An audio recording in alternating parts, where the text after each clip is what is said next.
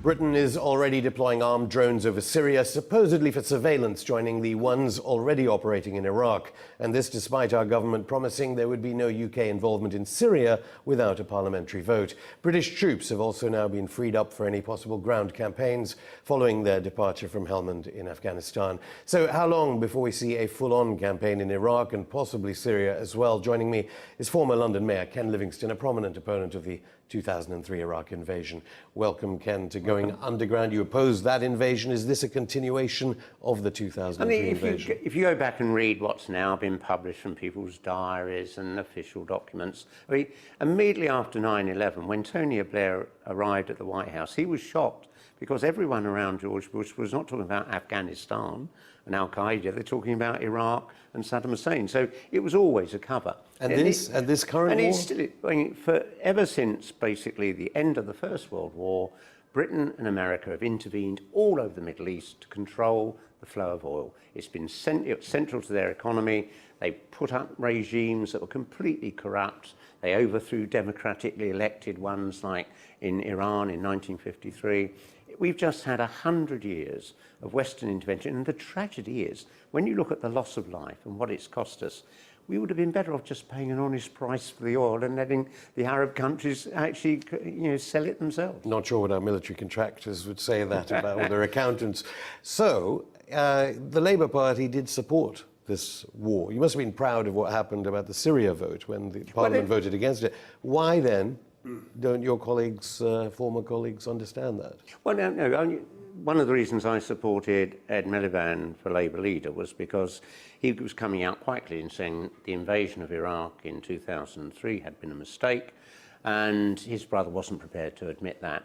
And by taking the stand against giving Cameron the backing to actually intervene in Syria, I think it made a clear indication that if we get a Labour government, and I think we will, it will take a much more independent line. It's not just going to be Washington's puppet, which tragically most British governments have. Maybe, but faced with these three guys on the opposite sides of the bench, the Foreign Secretary, Defence Secretary, and Cameron, they voted for war in Iraq. When you had the situation of Cameron coming to Parliament saying, I want the backing of Parliament to be prepared to intervene in Syria, to everyone's shock, for the first time in my lifetime, a Labour leader got up and said, we're not giving you a blank cheque to invade.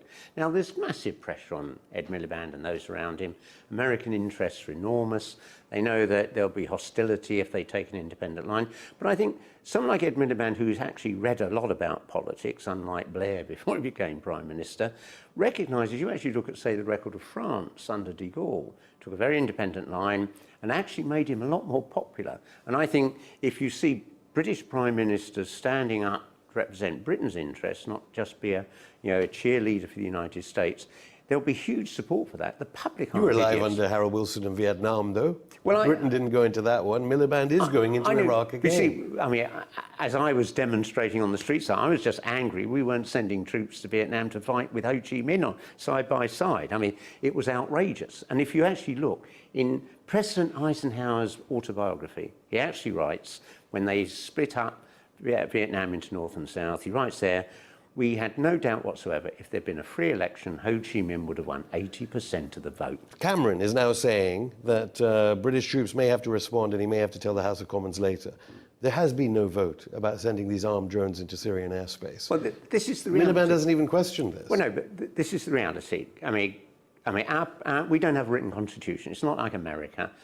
Broadly, a Prime Minister can get away with anything as long as he can just keep that majority in Parliament. And there'll be rumblings. And so he can ignore the views of Parliament. Many Prime Ministers actually have. I think, though, when we get a Labour government, you'll see that it's a government that's actually going to pay some more respect to the opinions of MPs, because it knows public opinion in Britain is overwhelmingly opposed to any more involvement in America's wars in the Middle East. We've just seen hundreds and hundreds of our young men. Yeah, but we are at war. We're bombing Iraq right now. And that's wrong. And if I was, the Prime Minister today, we wouldn't be doing anything like that. But what surprises me, whether one agrees with it or not, is there's not more debate about. And the Ministry of Defence has just been forced to deny on Wednesday, forced to deny reports that Apache helicopters used in Helmand are now going to be used in Iraq. Part of the reason is we're 6 months from an election, And primarily it's about the economy.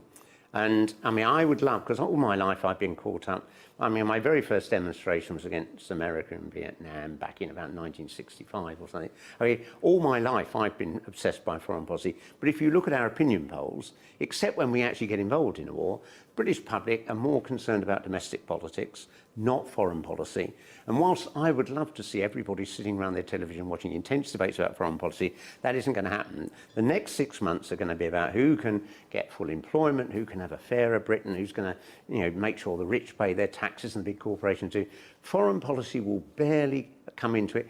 It almost never has in any election in my lifetime. So you personally were the most elected, most popular person in Europe when the mayoralty first came to the capital, as it were. You know a lot about public sentiment. When people are wearing the red poppy, they don't understand that their taxes are going to another war right now, let alone the First World War. Our media goes along with government foreign policy objectives. And I mean, if I think about it, I mean, throughout my lifetime, I've been involved in all these lefty campaigns about foreign wars, and it engages a small layer of the public. But most people in Britain are just struggling to be able to pay their rent. So the public just can't get to grips, even in an age of austerity, that some of their taxpayers' money is going into bombs on Iraq. You've got to remember, 70% of the papers British people read are owned by 5 billionaires. Murdoch, the Barclay brothers, Lord Rothermere, all completely signed up to the American Anglo Alliance, all in line on these issues. But people didn't think like that for the 2003 war, arguably. People were opposed. Well, we were very lucky because you had one of the leading figures in the British government, Robin Cook, come out and say, no, this is wrong. You did have a lot of pressure from the media then. A lot of the Tory press was beginning to turn against Tony Blair and looking for him to trip him up. And we were very lucky. But throughout most of the conflicts we've been involved in, any criticism in the media of the British Army is immediately slammed down as being disloyal. And I just think that's nonsense, because usually what our troops have been doing has not been fighting for Britain's interests, but broadly doing what America wants. We've had thousands and thousands of our young men killed fighting for America's economic interests, and this is nonsense. Well, David Cameron took time out to meet the Emir of Qatar this week. What do you think he should have been saying to him, given the sway of Arab nations on this government's policy? See, this is the tragedy of the last 30, 40 years.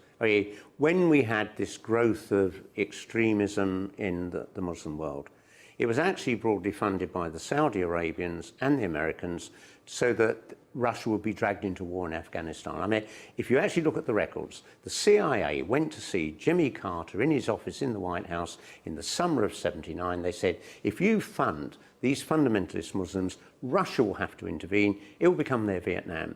And they fell into that trap. But it never seemed to occur to Jimmy Carter that those fanatics might then turn on America. And the Saudi royal family and many of the Gulf states have been funding groups like ISIS and the Islamic State, and now beginning to worry, well, if they do get control, aren't they going to behead us because we're profligate and we debauched the whole concept of Islam. Yeah, but you were saying that after the 2003 invasion, and yet there was a huge debate in this country whether we should fund the kind of groups that were allied to Al-Qaeda, whatever that is, in Syria. So but this is why is that voice not being heard? Because even elite media and elites such as the ones that own our newspapers should want this information to come If out. I think back, you used to have people like Tony Benn and myself will get up in Parliament and make these statements. They would largely not be reported by much of the media.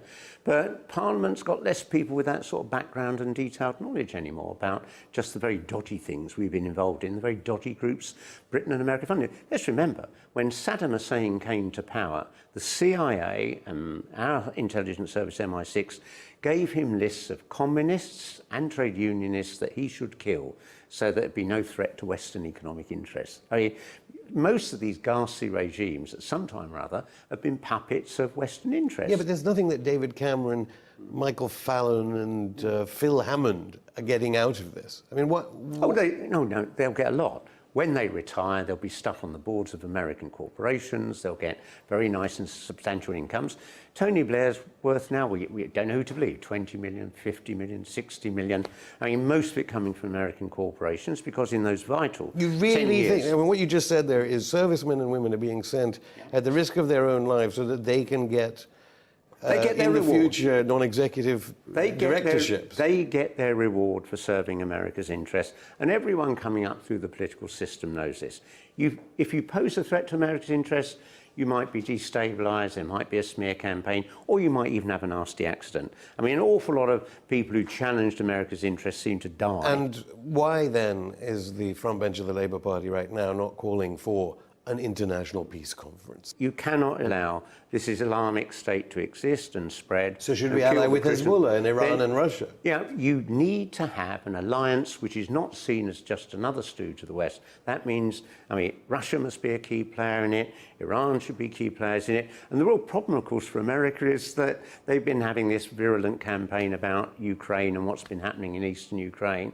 And it's very difficult then to turn around and say to Putin, well, we need your help to deal with a real evil, something that really is a threat to the world. But if Labour is the next government, as you think it might be, will there be any change then? I mean, for the first time since the death of John Smith over 20 years ago, we got a Labour leader with the confidence to say no if he thinks things are genuinely wrong. And that's why he stood up and wouldn't support Cameron having the powers to send or to get involved militarily in Syria. And what we've got to do, people, progressives like myself outside, is make sure there's that support.